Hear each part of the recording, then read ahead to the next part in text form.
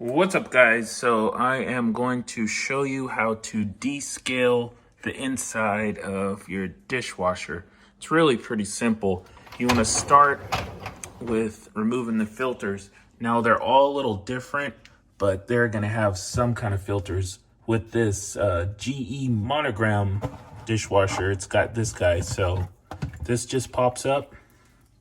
So you see I got a little bit of water in there, but it's definitely dirty, needs to be cleaned out.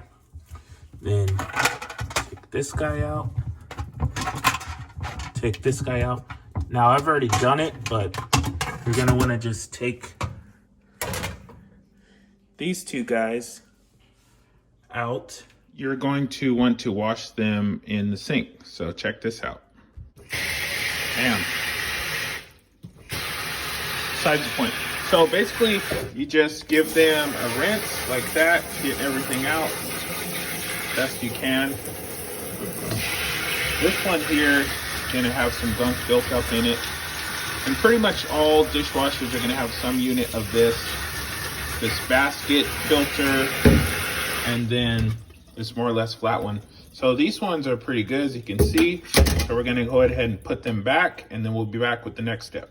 Now, for the next step, what you're going to want to do is just take some regular white distilled vinegar, and then on the top rack, just like this, go ahead and put a empty glass about in the middle of it. Then you're going to want to fill it up with the vinegar.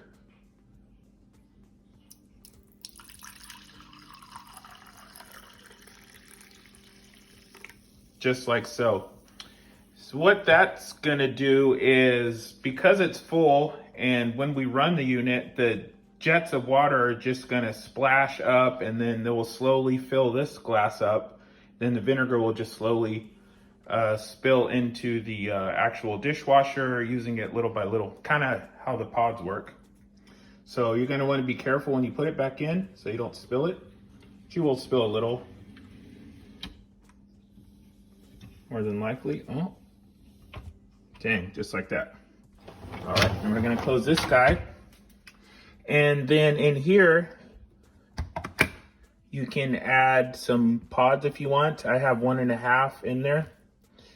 So that's good to go. And I went ahead and refilled the cleaning or the drying agent. All right. I like to set it to heavy. I max the temperature out. On this guy, it's the sanitation setting, and then I turn the bottle wash on. Again, they're all going to be a little different, but you want to just basically put the longest, strongest setting you have on your unit, and then let it go. So for this, let's press start, do a little countdown, and then just close it up. There you go. It's starting. We'll be back in a while. All right, so cycle's done. Let's check it out. Wow, look how much cleaner it is in there. Spotless. Super simple too. You can see